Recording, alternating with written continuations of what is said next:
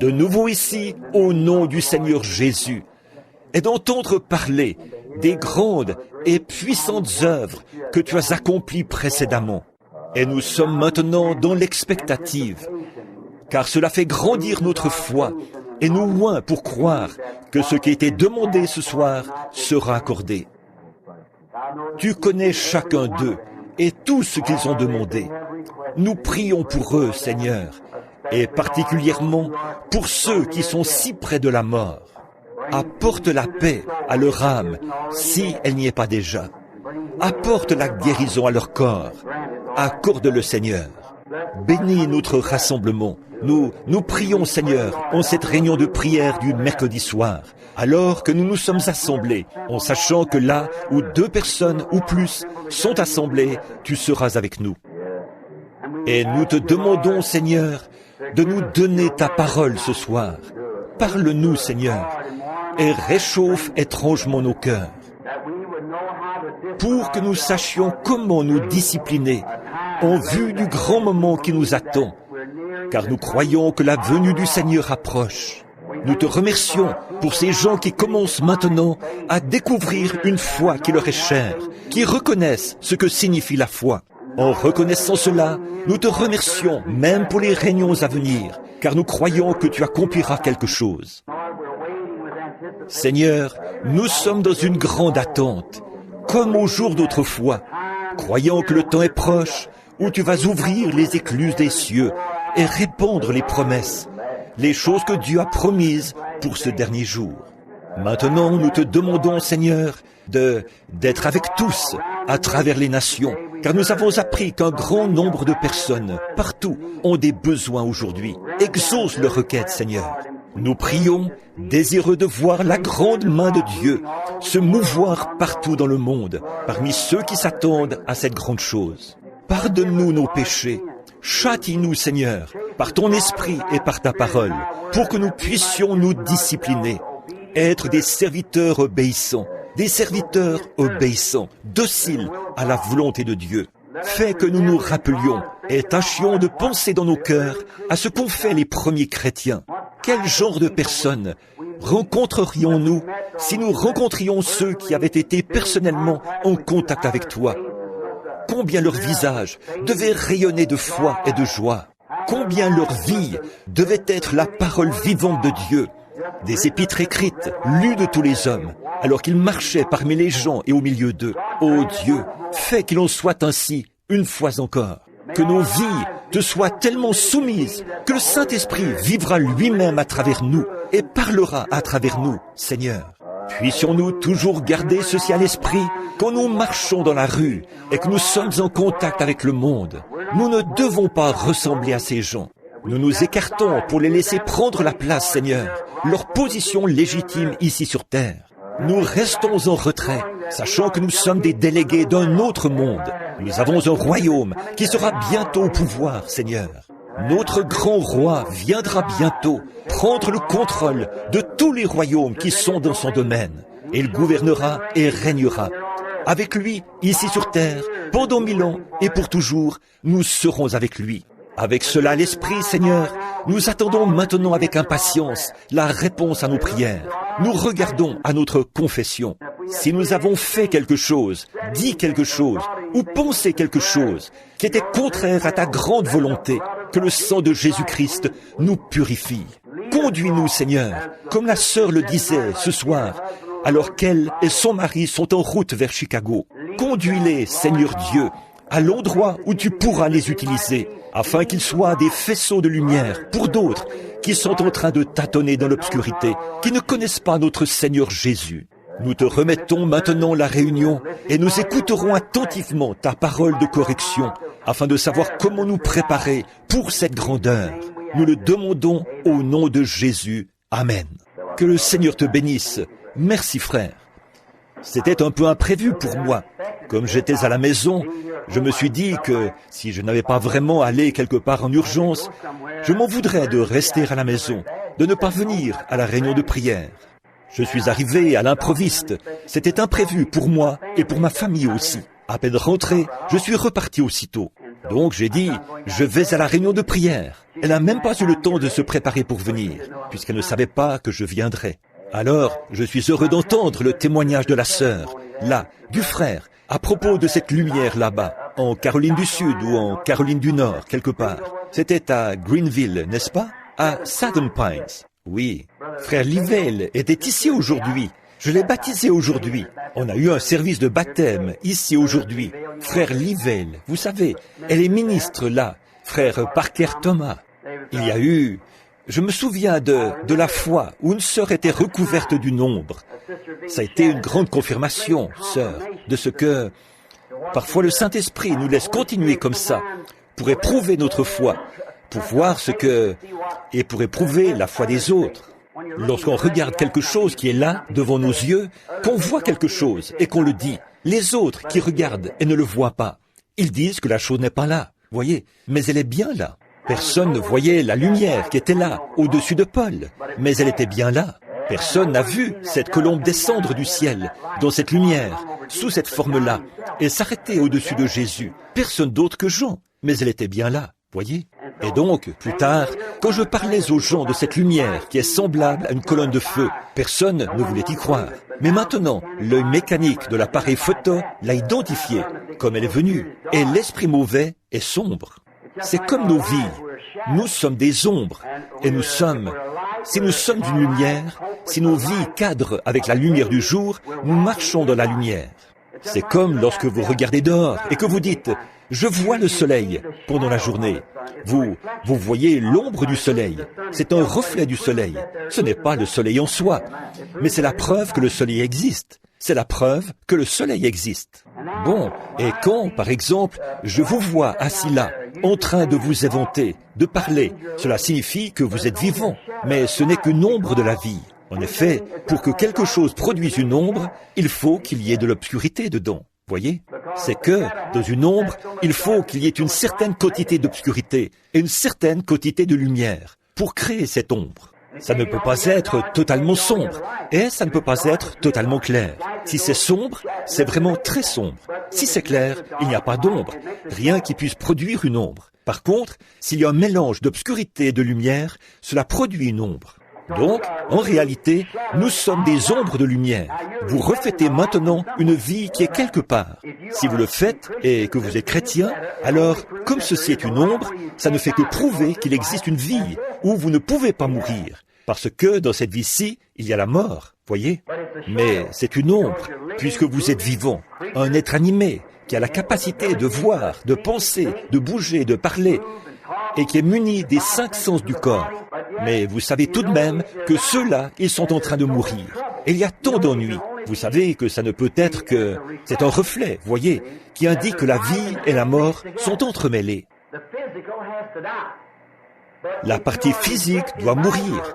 Mais si vous reflétez par votre vie mortelle la lumière du ciel, alors vous reflétez la vie éternelle, Dieu. Donc, quand vous mourrez, vous ne pouvez pas faire autrement que d'aller vers cette lumière, parce que c'est elle que vous avez reflétée. Si vous êtes du monde des ténèbres, c'est ce que vous reflétez, et vous ne pouvez faire rien d'autre qu'aller vers les ténèbres. Voyez? Donc ici, nous sommes un reflet. Alors, nous voyons qu'aussi sûr que le Saint-Esprit reflète la lumière et la vie, eh bien la mort, elle, reflète les ténèbres. Et les voilà tous les deux. D'ici la fin de la semaine, peut-être d'ici dimanche, nous allons faire agrandir la petite photo pour la voir en grand format et qu'on puisse la mettre sur le tableau d'affichage.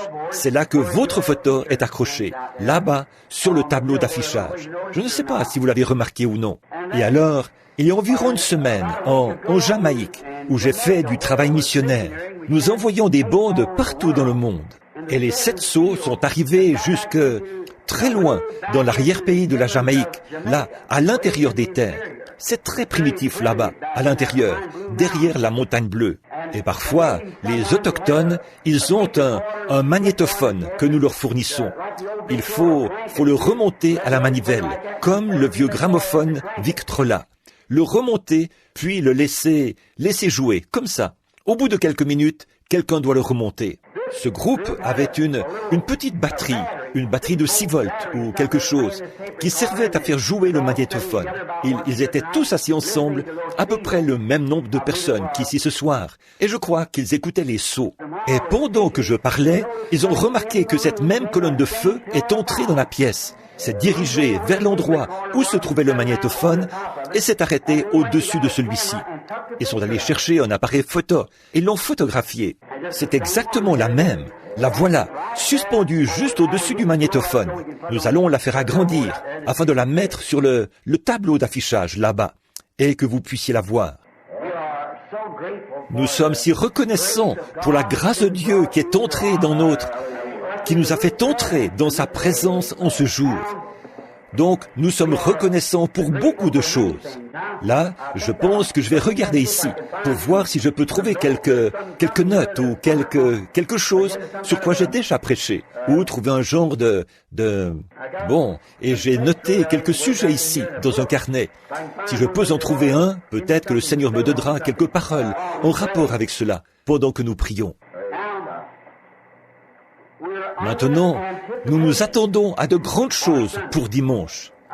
J'en ai parlé dans les messages. Et dimanche, je vous ai retenu longtemps sur ce sujet. Pourquoi cries-tu à moi? Parle au peuple et avance. Bon, donc dimanche, ce sera le service de guérison. Nous allons prier pour les malades. Maintenant, quand il est question des malades, quand nous prions pour les malades, s'ils ne sont pas guéris, il y a sûrement une raison à ça. Alors, si le Seigneur le veut, je voudrais aussi apporter une courte prédication dimanche matin. Donc, je vais faire un service de guérison et prier pour tout le monde. Billy Paul ou d'autres personnes seront ici dimanche matin, vers 8 heures, quand l'église ouvrira ses portes, afin de distribuer des cartes aux gens qui entreront au moment de leur arrivée. Et donc, je veux essayer.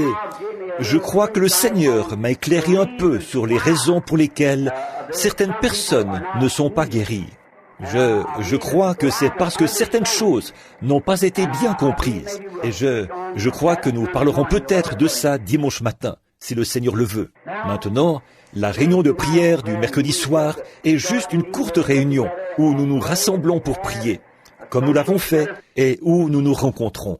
Des fois, je crois, l'une des grandes choses que je constate aujourd'hui, c'est un manque de sincérité à l'égard de ce que nous croyons. Voyez. Si Dieu, à l'époque de John Wesley, avait fait à cette époque-là ce qu'il a fait aujourd'hui, qu'est-ce que cela aurait produit? Et à l'époque de Martin Luther, ou de n'importe qui d'autre, ce que nous le voyons faire, et qui a été prouvé à la fois par l'Église, par l'Esprit, et par la science, et chaque action, cette émulsion photographique doit le reconnaître. Et voici, la parole de Dieu annonce cela et le déclare avant que cela s'accomplisse. Et là, il agit, il prophétise, et il démontre que la chose même qu'il avait dite, c'est ce qui s'accomplira parfaitement, exactement ce qu'il avait dit. Et malgré tout ça, nous restons assis paresseusement, comme si nous nous demandions, eh bien, je me demande, est-ce que cela s'applique à moi? Je me demande, est-ce que cela s'applique vraiment à l'Église, dans sa totalité? Ou je me demande, est-ce que je suis réellement inclus dans ceci? Je pense que dimanche matin, j'essaierai de parler de certains de ces principes, ce qui pourra nous éclairer un peu. Maintenant, pour ce soir, j'ai relevé quelque chose que j'ai trouvé ici juste avant de venir. Je me suis dit, et si Frère Neville, en me voyant arriver, disait « Monte ici, viens prêcher » et s'asseyait. Voyez, je me suis dit, je ferais mieux de noter quelques passages de l'Écriture, parce que je sais que c'est un frère vraiment très aimable, et nous l'apprécions. Avant de prier pour la parole qui sera portée, je tiens à souligner la présence d'un frère. En fait, son nom m'échappe pour l'instant. Ils sont 2, ils sont ici. Ce sont des amis à moi. Ce sont des ministres, des évangélistes, présents sur le champ missionnaire. Ils ont entendu ces messages sur les bandes. Ils viennent de différentes églises dénominationnelles. 2 jeunes gens. Et le jeune homme, l'un d'eux, cela a suscité chez lui un intérêt si grand qu'il a pris l'avion pour Tucson dernièrement, là où notre série de réunions touchait à sa fin. Je pense que j'étais au petit déjeuner des hommes d'affaires. Et ce jeune homme, ce brave jeune homme, est venu là-bas. Ils sont du Kansas. Et ils sont venus jusqu'ici afin que je les marie. J'apprécie cela, de penser que des gens puissent croire autant vos prières, croire que Dieu entendra et exaucera. Des jeunes gens qui débutent dans la vie, comme ceci. Et quand ils sont arrivés, hier, pour que je les marie, ils se sont heurtés à la loi de l'État de l'Indiana, qui leur exige de rester 3 jours ici dans l'État avant de pouvoir se marier, même si on leur a déjà fait les analyses de sang. Donc, ils ne peuvent pas se marier avant vendredi matin. Je demanderais à notre frère, là, au bout de la rangée, de bien vouloir se lever pour se présenter, lui et sa charmante petite dame, ainsi que le frère à côté d'eux.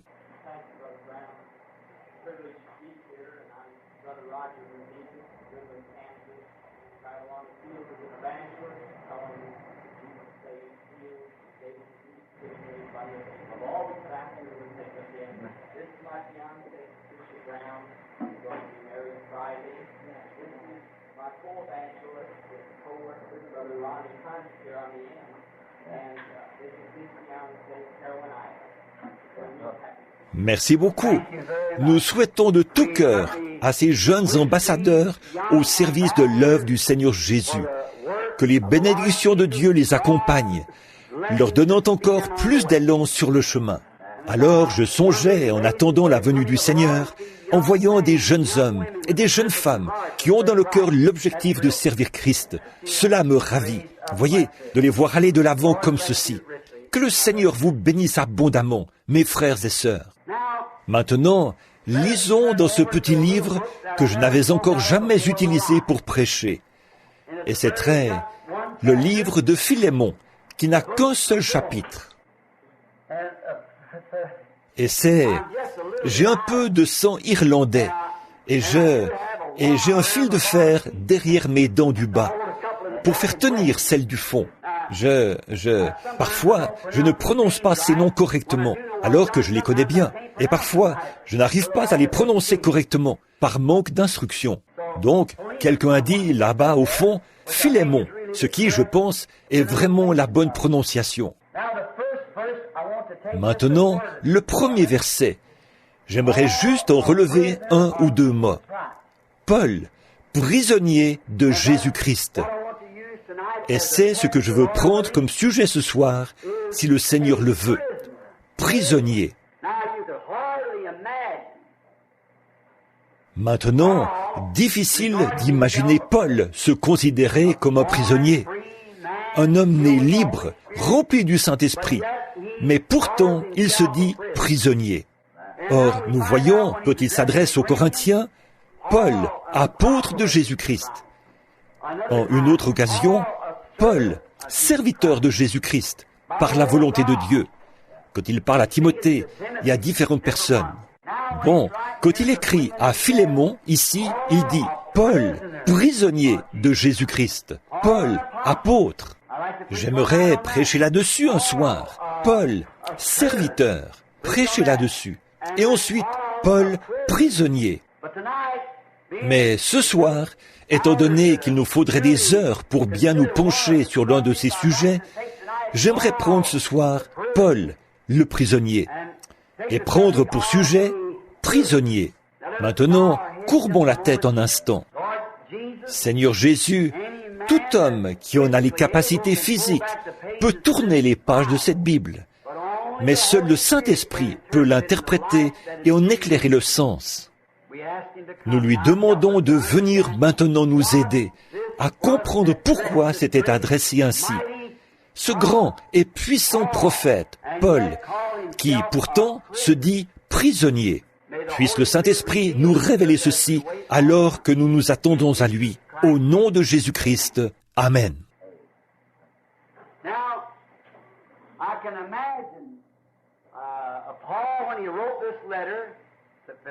Maintenant, je peux m'imaginer Paul, quand il a écrit cette lettre à Philémon, assis en prison, là-bas dans le donjon de cette ville, un prisonnier. Alors lui, qui était dans cette situation, il savait fort bien ce que signifiait ce mot. Il était entouré de barreaux. Il ne pouvait être libéré qu'à condition que quelqu'un le mette en liberté. Il savait ce que c'était que d'être un prisonnier. Et puis, je crois que ce que l'apôtre a voulu un peu signifier par cela, il ne l'a pas adressé ainsi par rapport à sa situation comme prisonnier, son être physique assis là, dans cette prison. Mais je crois qu'il faisait allusion à son être, son esprit, sa volonté, qui était prisonnier de Jésus-Christ. Or, nous sommes tous nés avec le libre arbitre. Nous pouvons prendre toutes les décisions que nous voulons. Dieu, qui est juste, agit ainsi parce qu'il doit placer tous les hommes sur la même base. Autrement, il a placé le premier homme sur une mauvaise base quand il lui a donné le libre arbitre. Voyez, ce soir, nous sommes tout à fait comme Adam et Ève. Il n'y a aucune différence. Le bien et le mal sont placés devant chacun de nous. La vie et la mort. Nous pouvons faire notre choix. C'est à vous de le faire. Voyez, c'est ce qu'ont fait Adam et Ève. Voyez, et ils ont fait le mauvais choix. Et alors, à cause de ça, toute la race humaine, a été livrée à la mort, la peine de mort. Puis, Dieu est descendu sous la forme d'un homme et a pris cette mort sur lui. Il a expié la peine de mort, afin que ces sujets qui avaient le désir d'être libérés puissent être mis en liberté. Or, s'il nous traite différemment de la manière dont il a traité Adam et Ève, qui nous fait simplement traverser quelque chose et dit « Je vais vous sauver, que vous le vouliez ou non », alors, il a placé Adam et Ève sur une mauvaise base, voyez-vous. Mais chacun de nous doit choisir aujourd'hui entre la mort et la vie. Nous pouvons le faire. Comme je viens de le dire, voilà, votre lumière démontrera, votre vie démontrera exactement de quel côté vous êtes. Peu m'importe de quel côté vous prétendez être. Ce que vous faites au quotidien démontre ce que vous êtes.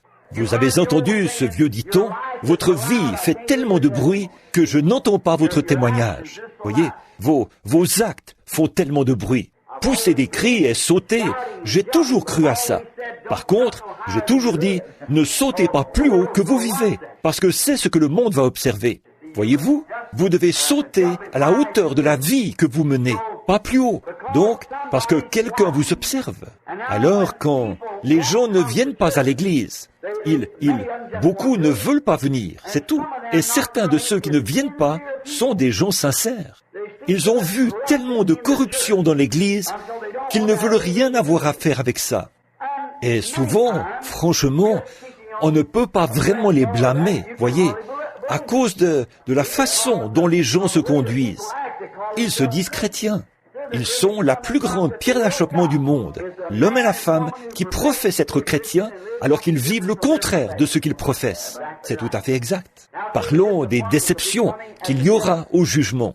Eh bien, le pécheur, le contrebandier d'alcool, celui qui joue à des jeux d'argent, l'adultère, ce n'est pas lui qui sera déçu quand il entendra lire sa sentence. Allez dans le feu qui ne s'éteint point. Il ne sera pas déçu.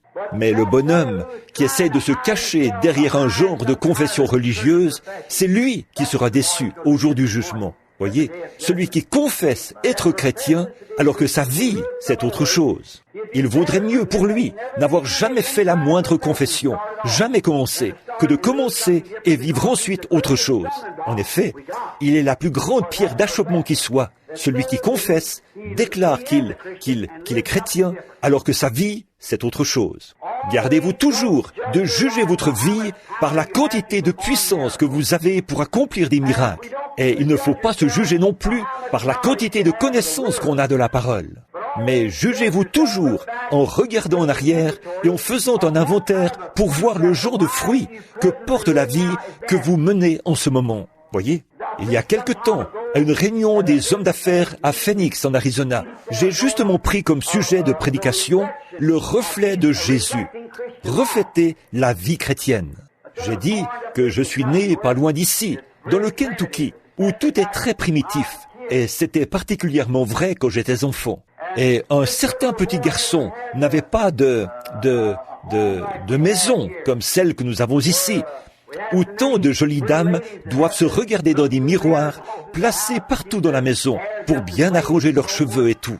Mais lui, il n'avait qu'un petit miroir, rien qu'un petit bout de miroir accroché à un arbre de hun, à l'endroit où se trouvait la tablette pour se laver, là où sa mère et son père se lavaient et se peignaient les cheveux et tout, en se servant du petit bout de ce vieux miroir accroché à un arbre. En fait, c'est ce genre de maison-là que nous avions. Si quelqu'un voulait se voir dans le miroir, nous les enfants, nous devions aller chercher une caisse et monter sur une tablette dont on se servait pour se laver. Et ensuite, se regarder dans ce bout de miroir que j'avais moi-même ramassé dans une décharge. Ça, ce n'était pas dans le Kentucky, c'était dans l'Indiana, pas loin d'ici, sur Utica Pike. Alors, comme ça, cet enfant ne s'était encore jamais vraiment vu. Et le voilà en ville, en visite chez sa grand-mère. Et en parcourant la pièce, la grand-mère avait une maison où il y avait un miroir plein de grandeur sur la porte. Donc, en courant dans la pièce, le petit garçon a vu un autre petit garçon en face de lui. Et ce petit garçon courait, lui aussi. Alors, il a eu l'idée de s'arrêter pendant quelques minutes pour voir ce que le gamin allait faire. Et quand il s'est arrêté, le petit garçon s'est arrêté. Quand il a tourné la tête, le petit garçon a tourné la tête. Il s'est gratté la tête. Le petit garçon a gratté la sienne. Finalement, il s'est approché pour examiner. Et il s'est retourné. Sa mère l'observait et sa grand-mère, tout étonnée. Il a dit « Mais, maman, c'est moi !» Alors, j'ai dit ceci. Nous aussi, nous reflétons quelque chose. Voyez, notre vie présente un reflet. Et maintenant, si nous vivions au jour de Noé, de quel côté serions-nous? Quel côté aurions-nous choisi à cette grande époque où Noé a vécu? Quel côté aurions-nous choisi au jour de Moïse? Quel côté au jour d'Élie, le prophète? Alors que le monde entier avait été englouti dans une grande masse de modernisme, à l'image de cette Jézabel moderne, qui s'était débarrassée de tous les serviteurs du Seigneur en les entraînant dans la voie de la mondanité. L'Église et les sacrificateurs s'inclinaient tous devant elle. Auriez-vous choisi le côté de la popularité ou auriez-vous été du côté d'Élie? Et au jour du Seigneur Jésus, quand nous pensons à cette personne impopulaire, sans instruction du monde, on n'a jamais pu trouver d'école qu'il aurait fréquentée, sans aucune expérience de séminaire. Et il a grandi avec la réputation d'avoir eu une naissance illégitime. Il est ensuite paru, prêchant un évangile qui était contraire à tout ce qu'on leur avait enseigné. Et il condamnait les ministres, leurs organisations et tout. Alors, les organisations avaient fait cette déclaration. Quiconque ira, ne serait-ce qu'écouter ce soi-disant prophète, sera exclu de la synagogue. C'était un péché mortel. Il fallait rendre des comptes. La seule façon pour eux de rendre un culte, c'était sous le sang de l'agneau. Il fallait participer à ce sacrifice. Et donc, ils étaient bannis. C'était une chose très sérieuse. Et cet homme ne tenait aucun compte de tout cela. Pourtant, il était en harmonie parfaite avec les Écritures, mais pas de la façon qu'eux les connaissaient. Quel côté auriez-vous choisi? Voyez? Maintenant, la vie que vous vivez en ce moment est le reflet actuel de ce que vous auriez fait en ce temps-là, parce que c'est toujours le même esprit qui vous habite. Voyez? Si vous vous rangez du même côté qu'eux maintenant, c'est ce que vous auriez fait en ce temps-là, parce que ce même esprit qui est en vous maintenant était dans les gens en ce temps-là. Voyez? Le diable ne retire jamais son esprit. Il passe simplement d'un homme à l'autre. Dieu non plus ne retire jamais son esprit. Il passe de l'un à l'autre. Voyez? Donc, ce même esprit qui était sur Élie est venu sur Élisée. Et sur Jean-Baptiste, c'était le même. Et ainsi de suite. Le Saint-Esprit qui était sur Christ est venu sur les disciples. Et ça continue. Il est encore sur les gens. Vous voyez? Dieu ne retire jamais son esprit. Donc voilà, nous devons faire un choix. Et je ne vois pas là Paul regretter quoi que ce soit et se dire peiné d'être prisonnier. Mais il se désignait. Je crois que Paul, au moment où il écrivait cette lettre avec cette plume, que c'est le Saint-Esprit qui le poussait à écrire cela, afin que, peut-être encore ce soir, nous puissions tirer le contexte de notre texte pour montrer pourquoi Paul a fait cela. En effet, puisque c'est l'Écriture, et l'Écriture est éternelle. Je crois que c'est là, dans cette vieille prison crasseuse, que Paul a écrit à son collègue, là, à son frère, qu'il était prisonnier de Jésus-Christ. Il pouvait donc exprimer cela en voyant ce qui l'entourait.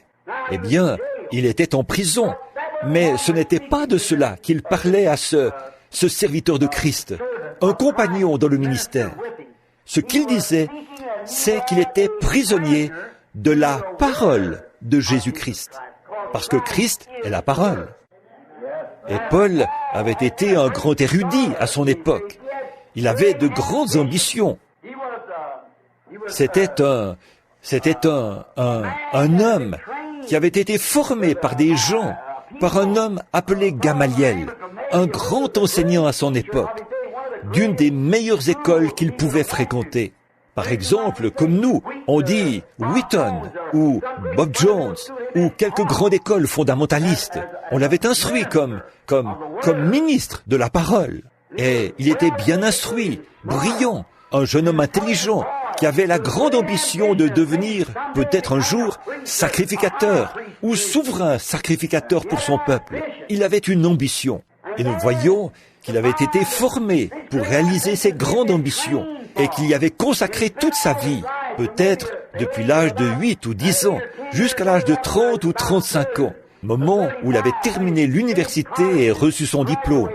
Et il avait tous ses diplômes et tout, et il était bien considéré de tout le clergé, et même du souverain sacrificateur à Jérusalem. Il avait reçu de lui des ordres personnels, écrits, par lesquels il avait confié à ce grand Saul la mission de descendre à Damas, afin de trouver là-bas tous ceux qui rendaient un culte à Dieu d'une manière contraire à ce que lui, il avait dicté, de les lier et de les jeter en prison. Il avait reçu ordre de les mettre à mort, à la rigueur. S'il jugeait bon de le faire, il avait de grandes ambitions. Et alors, Dieu a complètement sorti de lui tout ce pourquoi il avait été formé. Voyez? Alors, son objectif, ce pourquoi son père avait dépensé de l'argent, les ambitions de son père et de sa mère, tout cela lui a été enlevé parce que Dieu avait prévu quelque chose d'autre. Donc il était prisonnier, détaché de l'objectif qu'il avait dans la vie. Il était devenu prisonnier de Jésus-Christ, qui était la parole. Ce chemin vers Damas avait changé Paul. Pendant qu'il était en route, peut-être vers 11 heures, il a été jeté à terre. Et il a entendu une voix qui lui a dit, « Saul, pourquoi me persécutes-tu » Il a levé les yeux. Et quand il a levé les yeux, lui qui était juif, il savait que cette colonne de feu, c'était le Seigneur qui avait conduit les enfants d'Israël. Et là, en effet, il a reconnu que c'était elle. Rappelez-vous, cet Hébreu n'aurait jamais appelé quoi que ce soit Seigneur, S majuscule, E-I-G-N-E-U-R, Elohim, à moins qu'il ait été convaincu que c'était bien lui, parce qu'il était un érudit accompli. Et quand il a levé les yeux et qu'il a vu cela, une lumière, une colonne de feu qui avait conduit son peuple dans le désert, alors il a dit, « Seigneur, Elohim, S majuscule E-I, Seigneur, qui es-tu » Quelle surprise cela a dû être pour ce théologien, dire « Je suis Jésus », celui-là même à qui il s'était tant opposé. Quel revirement! Oh, cela a dû être quelque chose d'extraordinaire pour cet homme. Lui qui avait toutes ses ambitions, il a découvert tout à coup que ce qu'il faisait là, c'était persécuter. Ses ambitions l'avaient mené à s'éloigner davantage de la chose principale qu'il voulait accomplir. Alors, quel grand choc cela a dû être pour cet apôtre lorsqu'il a dit « Je suis Jésus ». Celui-là même qu'il persécutait. Pourquoi me persécutes-tu? Encore une petite citation que nous pouvons mentionner en passant. Voyez-vous, quand les gens se moquent de l'Église, ce n'est pas vraiment de l'Église qu'ils se moquent, c'est de Jésus qu'ils se moquent. Pourquoi me persécutes-tu? Comment Paul, qui était si intelligent, pouvait-il alors croire que c'était là que ce groupe de gens qu'il persécutait, c'était le Dieu même qu'il prétendait servir. Je pense que, sans entrer dans les détails, je pense que nous sommes tous suffisamment bien enseignés pour savoir ce que je veux dire ici. Il se passe la même chose aujourd'hui. Paul, par ignorance, lui qui était pourtant intelligent et brillant, bien plus brillant que les Galiléens sans instruction qu'il persécutait, eux qui, par humilité, avaient déjà accepté cet homme comme Seigneur. Mais Paul, avec sa grande instruction et son intellect, ne pouvait pas accepter cela. Alors, quel revirement cela a dû être pour lui sur cette route. Il a été frappé d'aveuglement pour qu'il ne puisse pas exécuter sa commission, mais on l'a conduit vers un lieu, dans une rue appelée la droite, dans la maison de quelqu'un. Et là, le prophète nommé Ananias est venu. Il l'avait vu en vision. Il s'est rendu là-bas.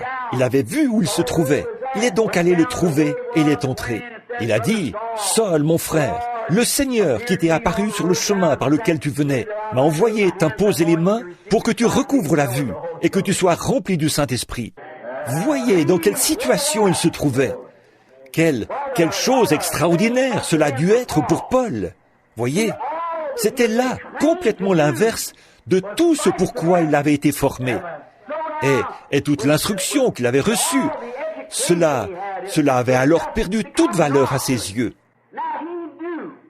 Là, il savait qu'il avait vécu une expérience. Donc, voici une autre bonne leçon pour nous. Une expérience, à elle seule, ne suffit pas. Il faut que cette expérience soit conforme à la parole du Seigneur. Donc, quand il a vu ça, et qu'il a reconnu que c'était quelque chose de grand, et que quelqu'un d'autre l'avait reçu avant lui, il est allé passer 3 ans et 6 mois dans le désert, en Arabie. Il a pris la Bible, telle qu'elle était à cette époque-là, l'Ancien Testament, et s'est rendu là-bas pour comparer l'expérience qu'il avait vécue, voir si elle était conforme aux Écritures. Maintenant, s'il avait dit, eh bien, ce n'était peut-être qu'un feu de paille, et qu'il était passé à autre chose, je vais me fier à mon intelligence. Or, il devait devenir prisonnier de quelque chose, devenir prisonnier. Ainsi, après avoir établi une comparaison et vu ce qu'il en était, ce n'est pas étonnant qu'il ait pu écrire l'Épître aux Hébreux, sous forme de type. Voyez, 3 ans et demi passés là-bas, dans la parole, où il a découvert que le Dieu même qui l'avait appelé était en train de le ramener, de transformer tout son intellect, transformer tout ce qu'il avait jamais pensé, tout ce pourquoi il avait été formé. Toute son ambition lui a été ôtée et il est devenu prisonnier. L'amour de Dieu avait été si extraordinaire et une telle révélation qu'il ne pouvait pas s'en détacher. Voilà la véritable expérience de chaque vrai croyant qui rencontre Dieu. Vous entrez en contact avec quelque chose qui est tellement grand que vous devenez un prisonnier, détaché de tout le reste. Voyez, vous éloignez de tout pour vous constituer prisonnier de ceci. Cela a été exprimé une fois, lorsque Jésus a dit « Le royaume des cieux est semblable à un homme qui achète des perles. Et quand il trouve cette perle magnifique, il vend tout ce qu'il a pour l'acquérir. » Et c'est la même chose ici. Vous avez une conception intellectuelle. Vous avez une expérience théologique. Mais quand vient le moment où vous trouvez vraiment la chose authentique, alors vous vendez tout le reste et vous vous emprisonnez dans ceci. Paul en savait quelque chose. Il a constaté qu'il était attelé à quelque chose. Comme quand nous accrochons un harnais à un cheval, c'est dans le but de tirer quelque chose. Et Paul le savait, suite à cette expérience et à ces 3 ans et demi passés à mettre en parallèle avec la Bible l'expérience qu'il avait vécue. Il a pris conscience que Dieu l'avait choisi et qu'il l'avait attelé par le Saint-Esprit. L'expérience qu'il avait vécue allait servir à amener l'Évangile en présence des gens des nations. L'Esprit lui-même l'avait attelé. Et aujourd'hui, en tant que serviteurs de Christ, nous sommes maintenant attelés, accrochés. Nous ne pouvons pas nous en aller. Nous sommes rivés à elle, attelés à la parole. Peu importe ce que n'importe qui d'autre peut dire, vous êtes attelés à elle. Il y a quelque chose là qui fait que vous ne pouvez simplement pas vous en détacher. Vous êtes attachés à elle, sous son joug, par le Saint-Esprit qui vous a mis sous le joug de la parole. Peu importe ce que n'importe qui d'autre peut dire, c'est la parole qui compte, et ça toujours. Il y était attelé, sous son joug. Il était attelé à la parole, par l'Esprit. Il avait appris là-bas, derrière le désert d'Arabie. Alors, toutes ces anciennes choses, ses expériences et son ambition, il avait été dépouillé de ces choses. Maintenant, c'est ce que nous voyons aujourd'hui. Nous devons d'abord être dépouillés. Et les gens ne veulent pas être dépouillés. Le frère méthodiste veut conserver un peu de son enseignement méthodiste. Oui, le frère baptiste veut conserver un peu de son enseignement baptiste. Voyez ? Mais vous devez absolument être dépouillés de tout et naître de nouveau. Voilà, renaître. Et à partir de là, que le Saint-Esprit prenne la conduite. Vous ne pouvez pas dire, bon, eh bien, mon papa dit que quand il est entré dans l'église, il a serré la main du pasteur. C'est un bon membre, fidèle.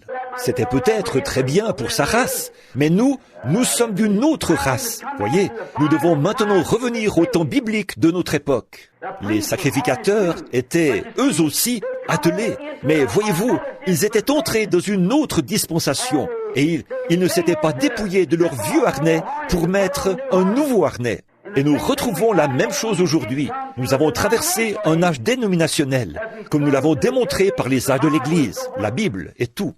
Mais nous arrivons maintenant dans un âge libre, où le Saint-Esprit lui-même descend, démontre ce qu'il est et se fait connaître, accomplit chaque promesse qu'il a faite.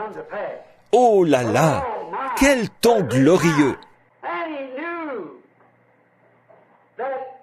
Et il savait que, autre chose, il savait qu'il ne pouvait pas aller à des endroits où, en étant attelé à ceci, où il voulait aller. Il savait que son ambition l'attirait parmi des frères où il était le bienvenu. Mais il était contraint par l'Esprit à faire quelque chose d'autre. Il ne s'appartenait plus. Peut-être que quelqu'un pouvait dire, « Frère Saul, frère Paul, nous voulons que tu viennes par ici, parce que nous avons la plus grande église, nous avons l'assemblée la plus nombreuse, tu auras d'énormes offrandes et tout. » Mais il était contraint par l'Esprit. Il pensait, « J'ai un frère là-bas, je voudrais aller sauver ce frère, le conduire au Seigneur. » Mais l'Esprit le contraignait à aller ailleurs. Il était prisonnier. C'est exact. Oh Dieu, fais de nous ce genre de prisonniers-là. Délivre-nous de notre propre ambition égoïste, de nos propres jugements et de notre meilleure façon de penser, pour que nous soyons prisonniers de Jésus-Christ. Je pense que c'était là une grande déclaration. Je suis prisonnier de Jésus-Christ. Et souvenez-vous, il est la parole. Voyez, peu importe ce que n'importe qui d'autre peut penser, c'est la parole qui compte. Voyez, si vous êtes prisonnier de la parole, aucune dénomination ne peut vous en détacher. C'est la parole qui compte. Vous en êtes prisonnier. Voilà tout. Vous devez agir comme elle agit.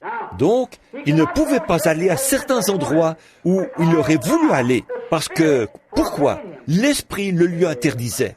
Vous vous rappelez, souvent Paul a essayé d'aller quelque part.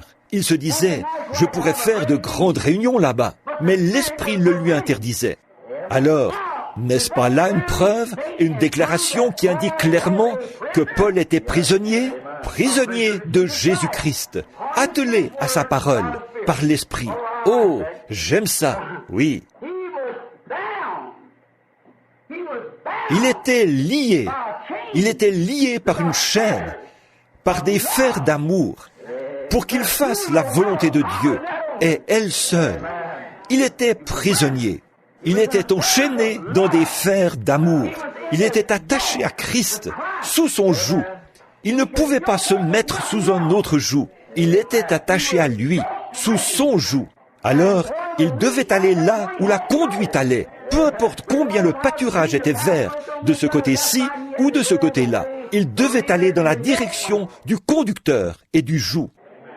Oh, ce soir, si seulement nous, du Branham Tabernacle, nous pouvions devenir prisonniers, renoncer à notre propre être égoïste, à notre propre ambition, pour nous abandonner complètement et nous mettre sous son joug.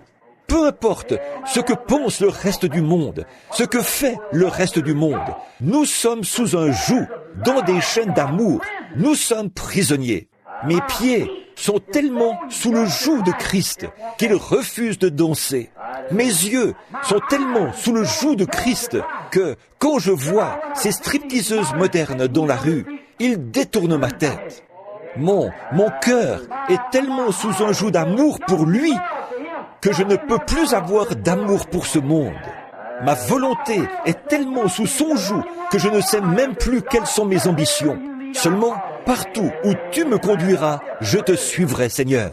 Je serai prisonnier. Voyez, Paul était bien un prisonnier. Ce qu'il a déclaré là n'était pas faux. Il avait été formé par le Saint-Esprit, qui lui avait aussi appris à s'attendre à la parole. Bon, on l'avait formé pour prendre une certaine direction, mais Dieu l'avait maintenant formé pour prendre une autre direction. Le Saint-Esprit lui a appris à s'attendre au Seigneur. Quelles étaient ses ambitions? Maintenant, je vais, avec l'aide du Saint-Esprit, vous montrer quelque chose. Voyez? Maintenant, prenons juste un exemple. Un jour, Paul et Silas descendaient la rue d'une certaine ville où ils faisaient des réunions de réveil. Alors une jeune fille possédée d'un démon le suivait constamment, en criant derrière lui. Et sans doute que Paul savait qu'en tant qu'apôtre, il avait l'autorité, il pouvait réprimer cet esprit maléfique, le chasser de cette femme. Mais avez-vous remarqué? Il a attendu jour après jour, jusqu'à ce que, tout à coup, le Saint-Esprit lui parle, lui dise « C'est maintenant l'heure ». Alors il a dit « Esprit, sors d'elle ». Voyez, il savait s'attendre au Seigneur. Et c'est comme ça que tant de gens, aujourd'hui, jettent l'opprobre sur la parole. Ils vont de l'avant avec une ambition. Combien de réveils ont échoué à cause d'une chose pareille? L'évangéliste n'attend pas de voir ce que le Seigneur a à dire. Des gens disent « Venez par ici » et ils y vont tout de suite, parce que l'association dit « Vas-y ». Alors que le Saint-Esprit, lui, dirait autre chose. Mais l'ambition de cet homme, qui désire devenir surveillant général ou quelque chose du genre, un ancien ou un évêque ou quelque chose, va le pousser. Tu dois y aller. Pourtant, il sait ce qu'il en est. Le Saint-Esprit dit, va, ici. Voyez, il est sous le joug de son organisation. Il est prisonnier de cette organisation. Mais s'il est sous le joug de Christ, il est conduit par le Saint-Esprit. Voyez, il est sous un joug prisonnier. Peu importe ce qui est dit ailleurs, ça ne change rien. C'est un airain qui résonne et une cymbale qui retentit. Il n'écoute que la voix de Dieu et il ne parle que lorsqu'elle se fait entendre. Il ne dit rien. Quelqu'un dit, oh, frère Jones, frère Roberts ou quelques-uns de ces grands hommes de notre pays aujourd'hui, comme Tommy Hicks ou Oral Roberts ou frère Tommy Osborne, certains de ces grands évangélistes.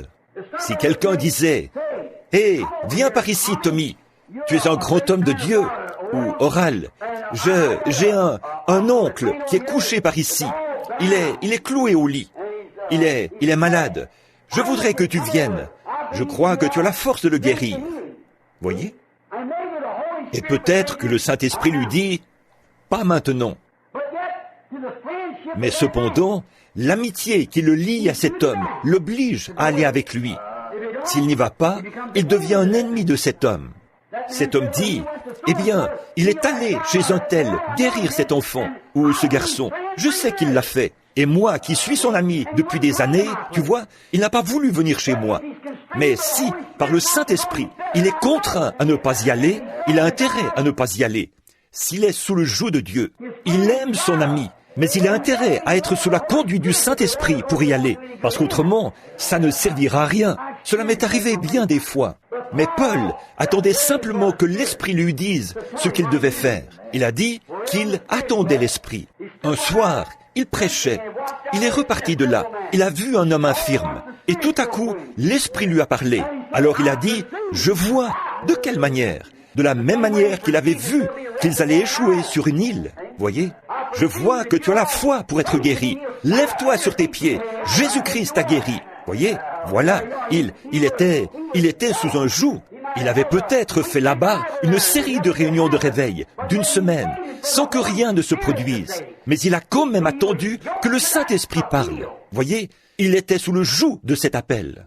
Là vous dites, frère Branham, vous êtes en train de condamner ce que vous disiez dimanche. Vous disiez avoir attendu tout ce temps. Mais souvenez-vous, c'est le Saint-Esprit qui m'a parlé là-bas, sur la route, qui m'a dit, je te renvoie parmi les malades et les affligés. Voyez, c'est par obéissance au Saint-Esprit. Bien sûr, je n'y suis pas allé tant qu'il ne m'a pas dit de le faire. J'attendais un ainsi dit le Seigneur, d'avoir reçu un ainsi dit le Seigneur. Ça, c'est autre chose, voyez. Alors ça change tout, oui. Il attendait la parole du Seigneur. Il a été contraint par l'Esprit à ne faire que ce que Dieu lui dictait. Et c'est là qu'il est devenu prisonnier de Jésus-Christ. Mes amis, si seulement nous pouvions devenir prisonniers. Je sais qu'il fait chaud, mais j'aimerais citer quelques personnages de plus, si vous le voulez bien. J'en ai inscrit à peu près 6 ou 8 ici. Mais j'aimerais juste mentionner 1 ou 2 autres personnages. Prenons le personnage de Moïse. Il était né libérateur. Et il le savait qu'il était né libérateur. Mais avant que je parle de Moïse, j'aimerais faire cette déclaration. Dieu doit amener tout homme qui veut le servir fidèlement à être son prisonnier, toujours. L'homme doit abandonner toutes ses ambitions, tout ce qu'il est, tout, sa vie, son âme, son corps, sa volonté, ses ambitions et tout le reste. Devenir entièrement prisonnier de Christ, qui est la parole, afin de servir Dieu. Il vous faudra peut-être aller à l'encontre de ce que vous dicte votre bon sens. Peut-être pensez-vous que, dans une certaine organisation, ils vous élèveront et vous donneront quelque chose de prestigieux qui vous fera vous démarquer. Mais vous vous retrouvez dans quel état? Au bout d'un moment, vous vous retrouvez vaincu. Tant que Dieu n'a pas trouvé cet homme disposé à devenir son prisonnier. Dieu cherche des prisonniers. Il l'a toujours fait. En parcourant l'Écriture, vous pourrez voir cela. L'homme doit être prisonnier de Christ, envers et contre tout. Donc, vous ne pouvez être rattaché à rien d'autre qu'à Christ, pas même à votre père, à votre mère, à votre frère, à votre sœur, à votre mari, à votre femme, à qui que ce soit. Vous n'êtes rattaché qu'à Christ, qu'à lui seul. Et alors Dieu peut vous utiliser. Tant que vous n'en viendrez pas là, c'est impossible. À certains endroits, parfois, je parle durement aux gens. Voyez, j'essaye de vous amener à vous détacher. Il faut avoir un point de départ. Par exemple, parfois on s'élève contre les femmes qui se coupent les cheveux et portent ces vêtements et qui continuent à se dire chrétiennes. Vous dites, ça, c'est insignifiant. Eh bien, il faut commencer quelque part. Alors commencez juste là, par votre ABC. Voyez, commencez du moins par vous détacher de cette apparence mondaine et devenez prisonnière de Christ. Continuez simplement à vous détacher de tout jusqu'à ce qu'enfin le dernier lien ait été rompu. C'est là que vous êtes prisonnier. Alors, vous êtes sous son emprise. Il vous a sous son emprise. Donc, Moïse savait qu'il était né pour être le libérateur. Il le savait. Et avez-vous remarqué, avec l'ambition que Moïse avait, sachant que sa mère lui avait dit cela là-bas, car elle était sa nourrice. Moïse, cet enfant qui lui était né, sans doute que sa mère lui avait dit, « Tu sais, Moïse, quand ton père Amram et moi, nous avons prié sans cesse, nous savions et nous avions vu dans la parole que c'était le temps de la venue d'un libérateur. Et nous avions prié, « Seigneur Dieu, nous voulons voir ce libérateur. » Une nuit, le Seigneur nous a dit, dans une vision, que tu naîtrais et que tu serais le libérateur. Nous n'avons pas craint l'ordre du roi. Peu nous importait ce que le roi disait. Nous savions alors que tu étais né libérateur. Or, Moïse, nous savions que nous ne pourrions pas t'éduquer comme il faut. Maintenant, souvenez-vous, ils avaient été là-bas, en Égypte, pendant 400 ans. Voyez? Alors nous voulions te procurer la chose qu'il faut, l'éducation qu'il faut, la formation qu'il faut. Donc, je t'ai pris et t'ai mis dans une petite arche, et je t'ai confié au Nil. Et, chose étrange, les courants ont entraîné cette petite arche à travers les roseaux et les joncs et l'ont emportée là-bas, à des kilomètres, l'ont dirigée tout droit dans le palais de Pharaon, où se trouvait la fille de Pharaon, le bassin où elle se baignait. Et alors, je savais qu'elle aurait besoin d'une femme pour t'élever. Et à cette époque-là, bien sûr, il n'avait pas de biberon pour nourrir les bébés. Il fallait donc trouver une nourrice. Alors, et c'est Myriam que j'ai envoyée là-bas. Et cette tenue-là, elle a dit, « Je sais où trouver une nourrice. » Et elle est venue me chercher. Moïse, toutes les portes sont fermées. Mon chéri, tu as 16 ans maintenant, et tu vas devenir le fils de Pharaon. Et un jour, tu seras le libérateur qui fera sortir le peuple d'ici. Les ambitions de Moïse ont commencé à grandir. Je vais étudier, maman. Je vais faire toutes les études possibles. Tu sais ce que je vais faire? Je vais faire des études pour devenir un militaire. Je saurai faire sortir ces gens d'ici. Je serai un grand général, un évêque. Alors je saurai comment faire. Et je les ferai sortir. J'aurai mon doctorat en philosophie ou en droit. Je le ferai. Comme le père Chiniki, si vous avez jamais lu ses livres. Bon, il allait délivrer tous les protestants, vous savez, et il en est devenu un lui-même. Donc, ce prêtre remarquable, il y a des années de ça, le père Chiniki, vous devriez vous procurer son livre et le lire. Les gens l'appellent père. C'était simplement le frère Chiniki. C'est ce qu'il était. Nous n'appelons personne père comme ça. Nous voyons donc il s'était proposé de lire la Bible dans le but d'aller prouver la fausseté de la religion protestante et de convertir tout ça au catholicisme. Et quand il est allé lire la Bible, le Saint-Esprit est descendu sur lui. Il a reçu le Saint-Esprit et il est alors devenu l'un d'entre eux. Donc, remarquez ceci. Moïse a reçu toute la formation. En effet, il savait. Il était tellement brillant, tellement instruit, tellement intellectuel, si bien que personne, qu'il pouvait même enseigner aux Égyptiens, qu'il pouvait même enseigner à leurs psychologues, il pouvait enseigner à leurs généraux la force des armes. C'était un grand homme, et sa grandeur amenait les gens à craindre Moïse. Oh, quelle érudition! Oh là là!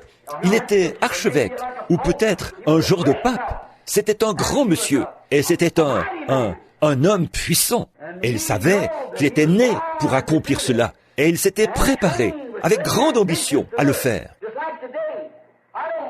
Tout comme aujourd'hui, je ne dis pas que les hommes qui reçoivent leur formation dans ces écoles-là, je ne dis pas que, par exemple, ici, dans l'Ouest, maintenant, ils vont construire une école de théologie de 150 millions de dollars. Voyez, les pentecôtistes, une école de 150 millions de dollars. À mon avis, ça devrait aller à des missionnaires sur le champ de mission. Voyez. Mais, quoi qu'il en soit, ils font quoi quand ils sortent de là? Ils sont quoi? Une bande de rikis. Tout à fait. Alors, c'est dans cet état-là qu'ils en sortent. Ça a toujours été comme ça, pour tous les autres. Et là, c'est pareil. Voyez? Maintenant, nous voyons qu'alors, Moïse, avec toute sa formation, et qu'aujourd'hui, avec toute la formation qu'on reçoit, on produit de grands évêques et tout. Avec cette grande et haute ambition, on fait quoi? Nos ambitions deviennent à peu près comme celles de Moïse. Voyez? Dieu, avant qu'il puisse avoir cet homme dans sa main, il lui a fallu le dépouiller de son ambition. Il lui a fallu le dépouiller de toute sa formation. Oui, il est allé là-bas et il a délivré, il a tué un Égyptien. Et là, quand il l'a fait, il a constaté qu'il avait eu tort. Il ne devait pas faire ça. Ce n'était pas la manière de faire. Alors Dieu a dû le conduire dans une région sauvage, dans le désert, un lieu désertique. Si vous remarquez, c'est assez étrange. les gens à qui Dieu veut donner un message, il les conduit au désert. Il a conduit Paul au désert pour le former, pour lui faire connaître le sens de cette grande vision, là, dans le désert. Va dans tel désert. Et il est resté là-bas jusqu'à ce que Dieu lui ait pleinement fait savoir ce qu'il devait faire. Et Moïse, à son époque, il l'a conduit dans le désert. Il l'a maintenu là-bas pendant 40 ans. Il l'a dépouillé de toute sa théologie et de toute son ambition. Oh, quel moment! Là, il a pu regarder en arrière et constater son échec. Et nous, ce soir, en voyant notre ambition, nous devrions vraiment faire la même chose. Regardez les campagnes de guérison. Dès que le Seigneur, il y a quelques années, a fait quelque chose pour commencer à restaurer la guérison aux malades et tout. Tout le monde, toutes les organisations, parce que ce n'était pas venu dans leur organisation à eux. Il fallait qu'il se trouve un guérisseur. Et qu'est-ce qu'on a fait? Regardons ça un instant. On a fait la même chose que Moïse. On est allé là-bas, on a tout essayé pour fabriquer un genre de miracle. Je flaire une maladie, j'ai du sang dans ma main, et on fabrique un miracle. Voyez, et on se retrouve avec quoi? Certains de ces hommes-là, les nerfs mis à rude épreuve, au point qu'ils craquent, ils deviennent de vrais ivrognes, des névrosés, et leur tête n'y est plus. Les voilà complètement revirés de l'ordre, de l'objectif du pentecôtisme. Ils sont carrément revenus, encore une fois, à celui de créer des organisations et ce genre de choses. Voyez, qu'est-ce qu'on a fait? On a tué un Égyptien. À peu près ça, c'est vrai. Et on a essayé, on s'est efforcé, on a payé, on a travaillé dur, on a passé des nuits entières dans des réunions de prière, jusqu'à en perdre la voix. Et on a cherché à fabriquer quelque chose, à mousser quelque chose, toutes sortes d'activités de ce genre. Et on constate que c'est un échec total. Nous devons retourner au désert, c'est vrai. Oui, monsieur. On craque et on se démène. Pourquoi ne pas capituler? C'est ce que vous devez faire, voyez, retourner là-bas et capituler. Eh bien, on a fait la même chose que ce que Moïse avait fait. Ça ne sert à rien. Au bout de 40 ans, il s'est retrouvé prisonnier de la parole de Dieu. Qu'est-ce que nous cherchons à faire quand la grande bénédiction est arrivée et la manifestation de toutes ces grandes choses dont Dieu nous avait parlé? Du fait qu'il faut que nous naissions de nouveau, qu'il faut que nous recevions le Saint-Esprit, du baptême au nom de Jésus-Christ, et de toutes ces choses-là. Voyez-vous, les gens, au lieu de s'en tenir à cette parole, d'être attelés à elle, qu'est-ce qu'ils font? Ils ont commencé leur propre théorie dénominationnelle, qui s'était déjà avérée être un échec. Elles cherchent à fabriquer quelque chose qui aurait un air de vérité. Je ferais mieux de m'arrêter juste là. Voyez, je suis sûr que vous avez assez de sagesse pour savoir ce que je veux dire. Voyez? Mais enfin, regardez ce que cela a produit. Réfléchissez. Nous avons quoi ce soir? Rien d'autre qu'une nation pleine de gens organisés. Ils nient les Écritures de Dieu. Ils qualifient la vie du Saint-Esprit, disent que c'est de la télépathie mentale. Ils refusent à tout ça l'accès à leur Église. Et ils ne vous permettent pas de dire un seul mot à propos de la semence du serpent, de la sécurité éternelle et des choses que le Saint-Esprit a révélées et a prouvé être la parole. J'ai lancé défi après défi, que l'on vienne m'en démontrer la fausseté. Ils ont quoi? La même chose que Luther, que tous les autres, voyez, ils ont tué un Égyptien. Qu'est-ce qu'il faut? Qu'est-ce qui est arrivé? Peut-être qu'il a amené un homme à commencer à arrêter de voler, ou peut-être être fidèle à sa femme. Mais comme ça, qu'est-ce que vous avez fait de lui? Un membre d'église. Venez vous joindre à notre groupe. Voyez? Cet homme mort et puant. C'était le seul résultat qu'il pouvait présenter, comme succès après 40 années de formation.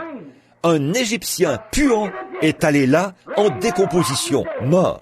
C'est à peu près la même chose ce soir. Voilà le seul résultat que nous pouvons présenter. Après ce réveil qui s'est répandu partout, pour ainsi dire, on n'a qu'une bande de membres d'église puants, qui ne connaissent pas plus Dieu qu'un Hottentot ne connaîtrait une nuée égyptienne. C'est vrai. On leur parle de la parole de Dieu, ils disent « Je ne crois pas à ça ». Ils disent « Peu m'importe ce que vous dites, je n'y crois pas ». Voyez, c'est une chose terrible que de devoir présenter un tel résultat après toutes ces tensions, ces luttes et tout que nous avons connu. Peut-être que nous pourrions présenter une grande école, mais elle est morte. Nous pourrions présenter une organisation, mais elle est morte. Elle sent mauvais. Elle est identique à la chose même dont nous étions sortis au départ. Comme une truie qui retourne à son bourbier et un chien à ce qu'il a vomi quand nous y retournons. Un Égyptien mort. Sans doute que quelqu'un a dit « Moïse, mais tu ne te soucies donc plus du peuple ? Tu as été appelé à faire ceci. » Quelqu'un qui connaissait Moïse et qui savait qu'il avait été appelé à cela. Alors, tu as perdu le souci du peuple ? Pas du tout. Eh bien, alors, pourquoi est-ce que tu n'es pas là-bas, en train de faire ceci ? Pourquoi est-ce que tu n'es pas là, à essayer de faire cela ? Pourquoi est-ce que tu ne te joins pas aux autres ? Moïse était là-bas, en train d'être dépouillé, jusqu'au moment où il a vécu une expérience au buisson ardent, qui lui a déclaré la parole. « Je suis le Dieu d'Abraham, d'Isaac et de Jacob. Je me souviens de ma promesse, et je suis descendu pour les délivrer. Je t'envoie le faire. » Avec ça, c'était réglé. Il a vu la parole, et non l'ambition des gens, ni les désirs des gens. Alors, qu'est-ce qu'il est devenu ? Il ne voulait plus affronter les Égyptiens. Il ne voulait plus affronter tout ça. Mais il est devenu prisonnier. Amen. Il avait passé 40 ans à fuir, à être dépouillé. Mais il est ensuite devenu prisonnier au buisson ardent. Le puissant Moïse, avec tout son intellect. La Bible dit que Moïse était un homme puissant en parole et en œuvre, là-bas en Égypte. Mais observez ce que ce puissant théologien a fait en présence du buisson ardent. Il a confessé son incapacité, c'est tout. Quand il a vu le véritable dessein de Dieu, il a confessé qu'il était incapable de l'accomplir. Il avait pourtant reçu toute la formation théologique qu'on pouvait lui donner. Il avait été formé dans leur meilleure école. Mais là, qu'est-ce qu'il pouvait faire alors que cette colonne de feu se tenait là, dans le buisson? Il a dit, « Je ne sais même pas parler. Seigneur, qui suis-je pour aller là-bas ?» Voyez, enlève tes souliers, Moïse. Je veux te parler. Ôte tout ça, même tes souliers. Te voilà de nouveau à même le sol. Je veux te parler, incapable même de parler.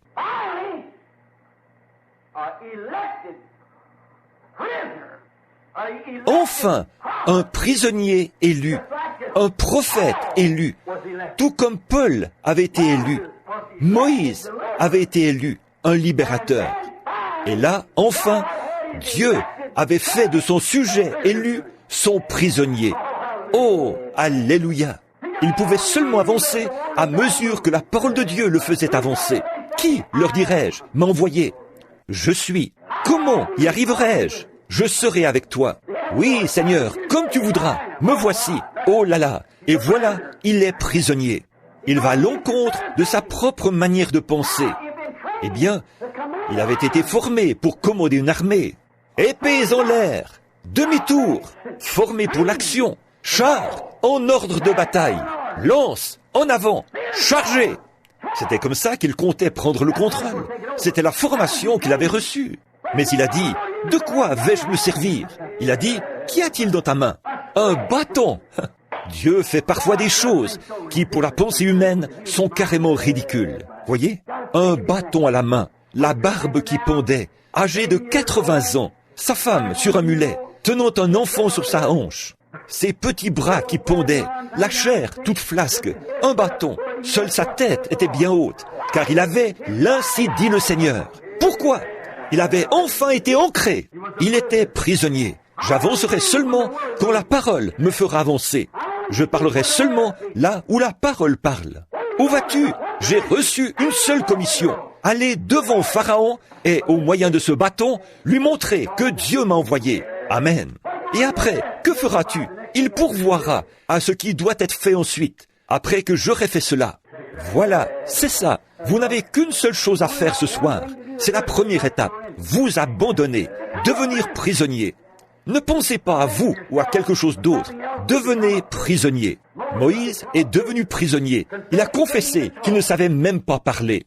Quand Dieu l'a enfin eu dans sa main, alors il pouvait seulement avancer où Dieu le faisait avancer. Là, il lui avait déclaré sa parole, Il a reconnu que c'était la parole. Alors il s'est soumis à la parole. Et là, le Saint-Esprit, Dieu, a attelé Moïse à la volonté de Dieu. Avec Paul, il a fait la même chose, pas vrai? Il a attelé Paul. Ce petit juif, sarcastique, au nez crochu, qui avait des doctorats écrits partout sur son visage. Mais il a dit, je vais lui montrer ce qu'il devra souffrir pour la parole. Voyez? Et alors Paul, assis là, en voyant la parole, en voyant que c'était Jésus, il a levé les mains et est devenu attelé à lui. L'amour de Dieu l'a attelé à la parole. Il portera mon nom devant les nations. Et le voilà parti. Moïse, je suis le Dieu de tes pères. Je suis le Dieu d'Abraham, d'Isaac et de Jacob. Je me souviens que je leur ai fait une promesse. Et le temps approche où doit s'accomplir cette promesse. Je vois les souffrances de mon peuple. Je me souviens de ma promesse. Et je suis descendu pour t'atteler. Tu sais ce que dit la parole. Je t'ai attelé pour que tu ailles là-bas. Je t'ai attelé à une puissance pour que tu ailles là-bas délivrer mon peuple.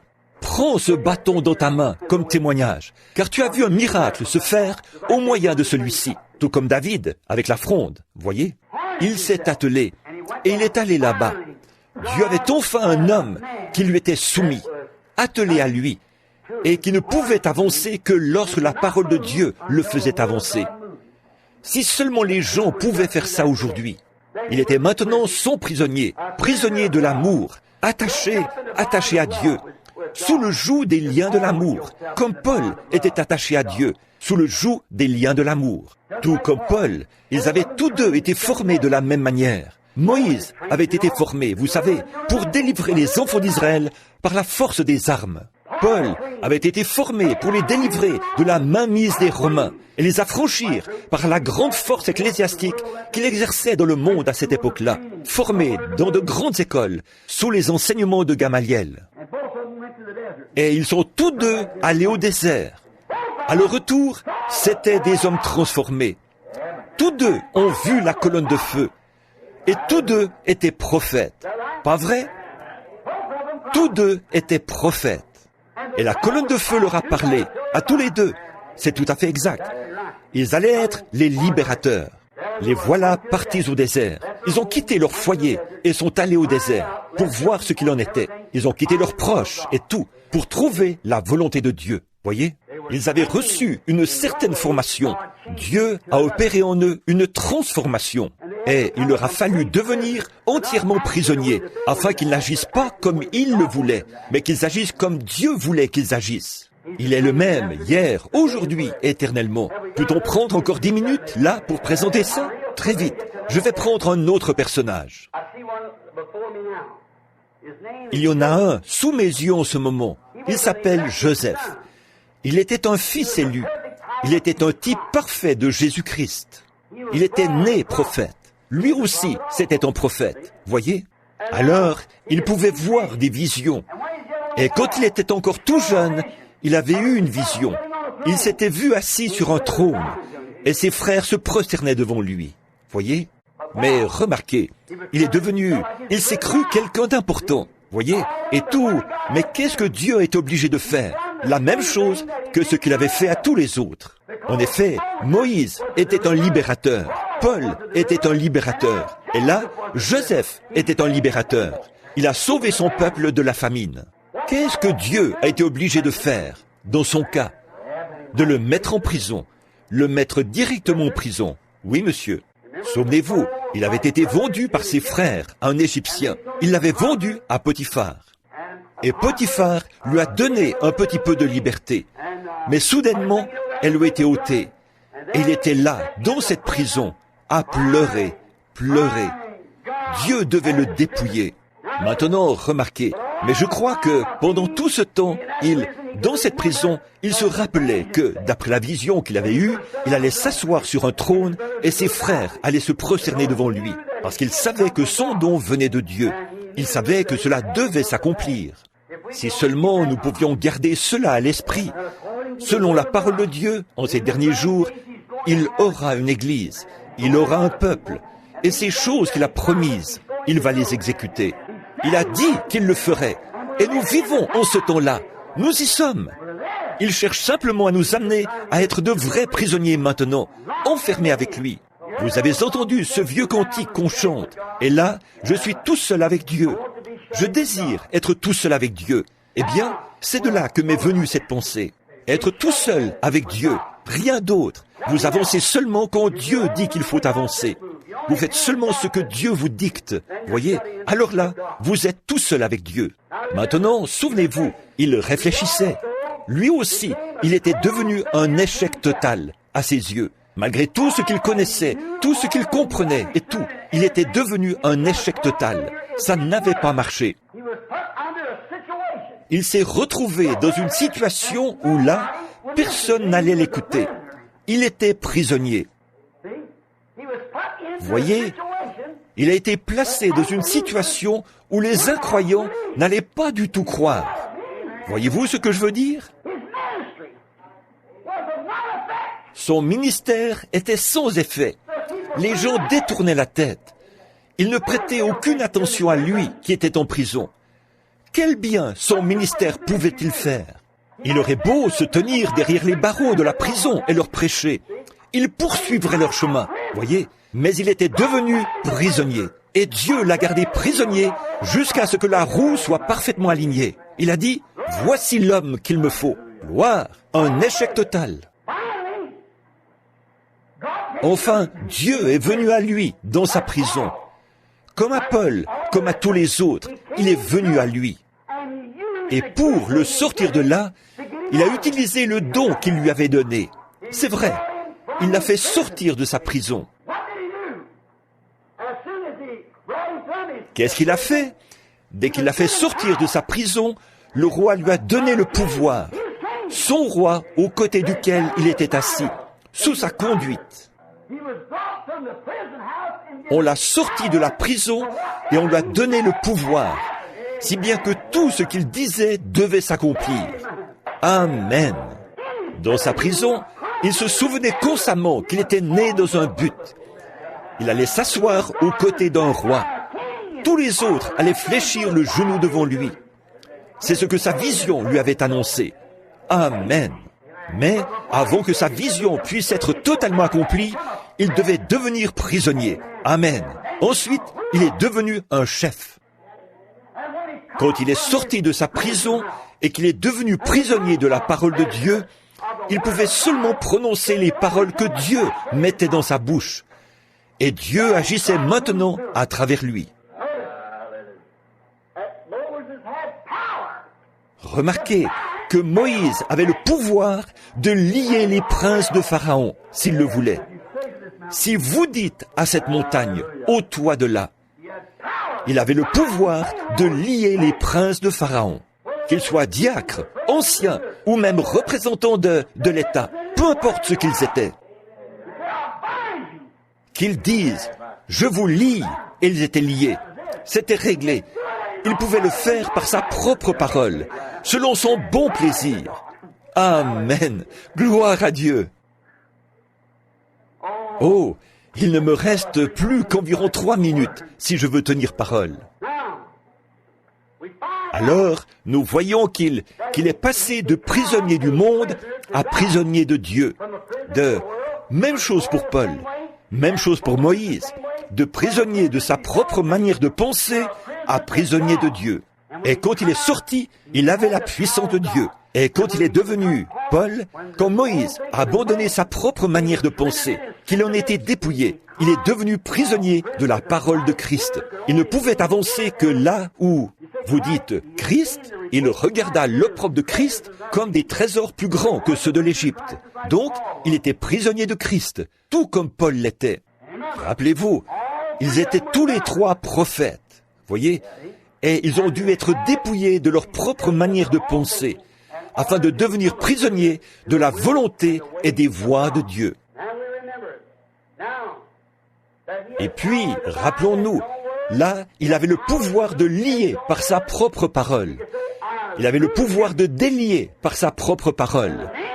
Il pouvait dire, « Je te délie au nom de mon roi. » Amen. Pharaon avait fait de Joseph son fils. Les prisonniers de son amour, Christ en fait ses fils. Et il leur donne le pouvoir, la même chose que ce qu'il avait. Jean 14, 12. Celui qui croit en moi, voyez, fera lui aussi les œuvres que je fais. Et il en fera même davantage. Alors celui qui est prisonnier de l'amour de Christ reçoit ce pouvoir de son roi, qui est Christ. Amen. Et je vous le dis en vérité, si vous dites à cette montagne, ôte-toi de là, et si vous ne doutez pas dans votre cœur, mais croyez que ce que vous avez dit arrive, ce que vous aurez dit vous sera accordé.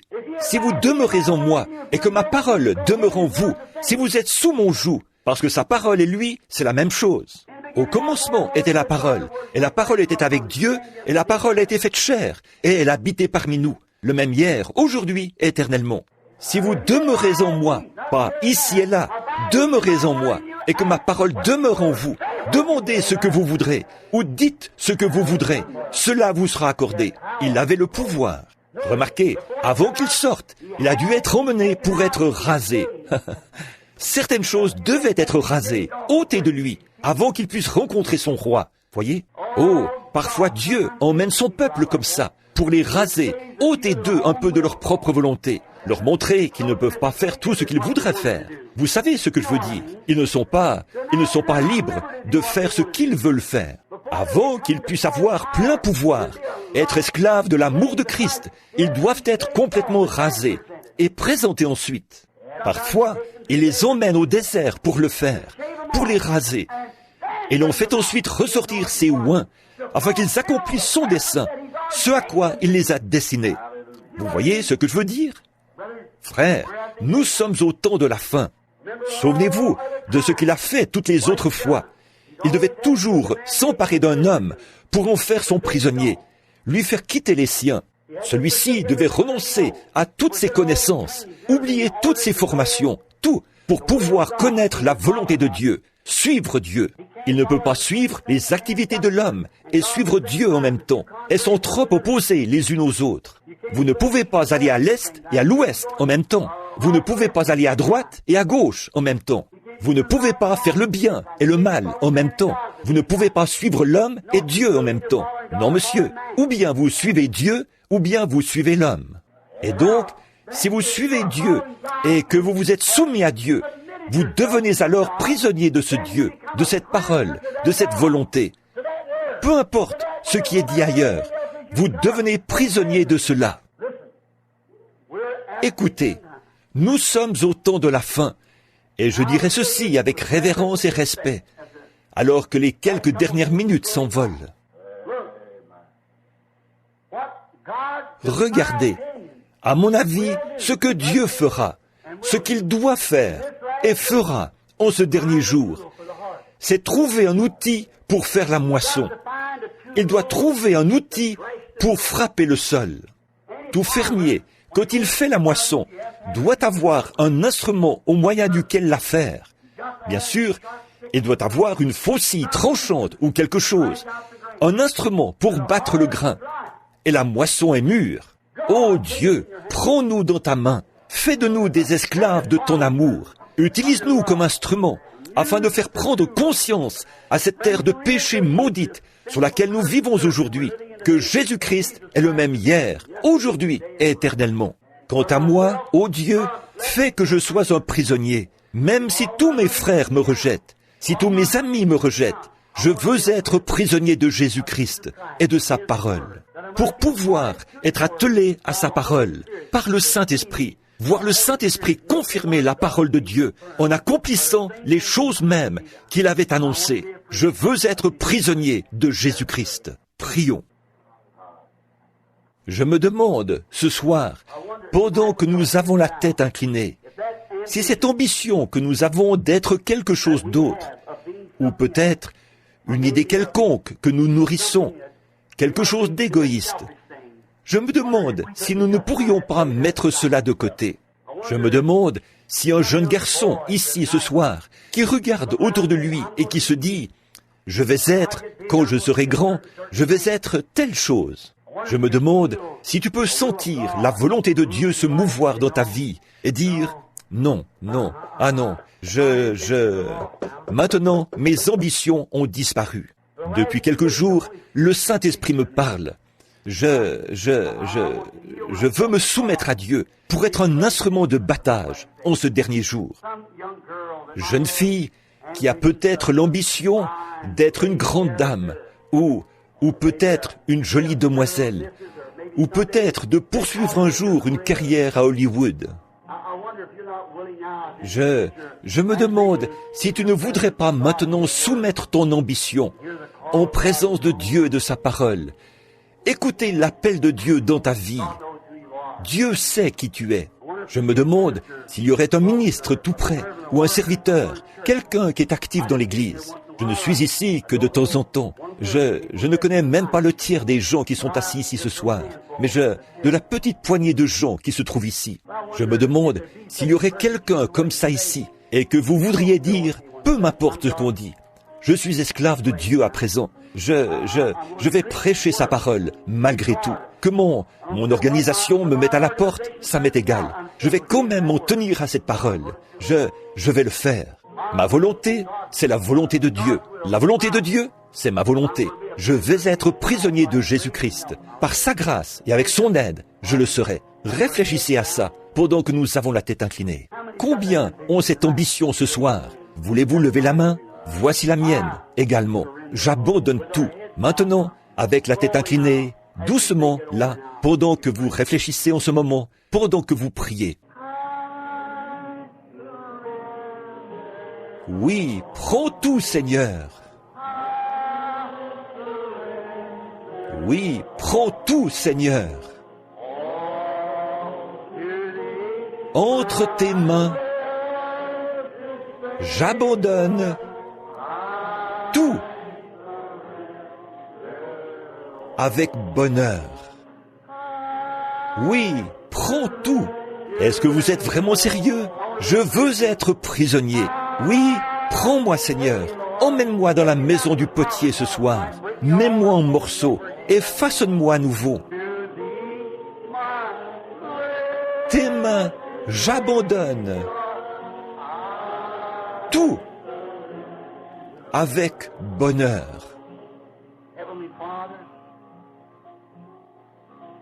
Père Céleste, pendant que la musique continue à jouer, il m'a paru tout à fait opportun en ce moment d'interrompre le chant et de te parler pendant un instant. Pendant que les gens méditent là-dessus, j'abandonne tout. Père, puissions-nous le faire, comme si c'était notre dernière occasion de le faire. Fais que nous venions avec sincérité, que nous nous approchions, pour ainsi dire, de la table du Seigneur, avec des vêtements lavés, des âmes lavées, des volontés lavées, des ambitions lavées, afin de nous abandonner. Et que Dieu prenne sa parole et nous attache à elle, sous son joug, la parole de Dieu. Puisse le Saint-Esprit nous prendre maintenant, comme nous entendons le joug se refermer autour de nos cœurs. À partir de ce soir, je te prends moi. Maintenant, n'utilise plus ta propre pensée. Que mes pensées soient ta pensée. Que ma volonté soit ta pensée. Je te conduirai. Ô Dieu, accorde cette expérience à chacun de nous. Ces jeunes gens assis ici, certains sont maris et femmes. D'autres deviendront maris et femmes. Il y a des hommes plus âgés assis ici. Ce sont des ministres qui ont fait du chemin. Et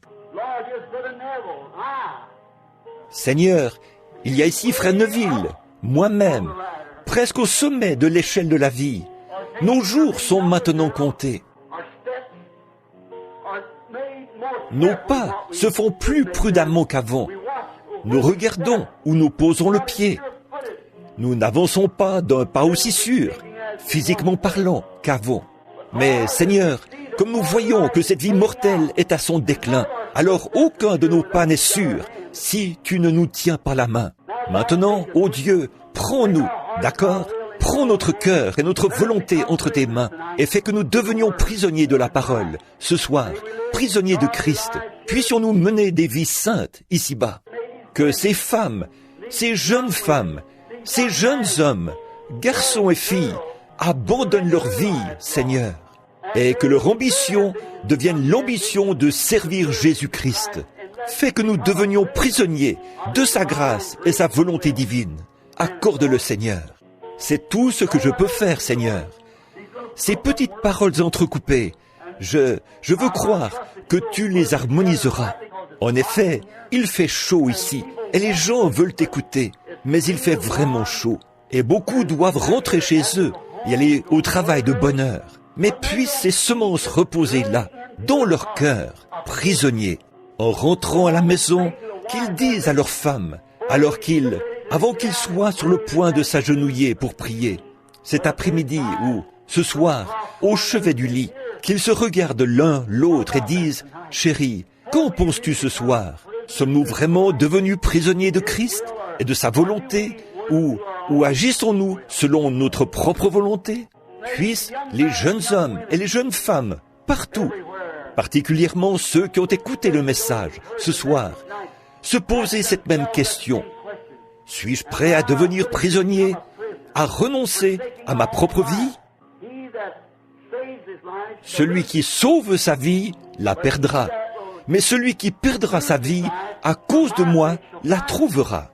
Père, nous savons ce que cela signifie, devenir ton prisonnier, perdre nos propres ambitions et nos propres désirs au profit des tiens, et nous avons alors la vie éternelle. Accorde-le, Seigneur. Tout ce que je peux faire maintenant, c'est de remettre tout cela entre tes mains, et puis cela fructifier et produire de grands instruments pour la moisson du dernier jour. Des hommes et des femmes, des garçons et des filles, abandonnés à l'entière volonté de Dieu, devenus prisonniers de Jésus-Christ, de son amour, enchaînés à Christ par les chaînes de l'amour divin. Nous le demandons en son nom.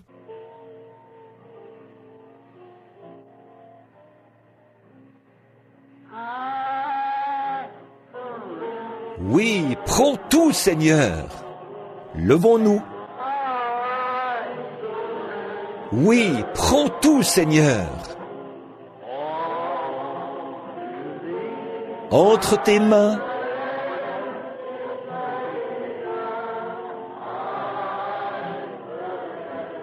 disons-le encore, les yeux fermés et les mains levées. Oui, prends tout, Seigneur. Oui, prends tout, Seigneur. Entre tes mains, j'abandonne tout avec bonheur. Maintenant, courbons la tête et, avant d'entonner le cantique que nous chantons au moment de nous séparer, revêt-toi du nom de Jésus.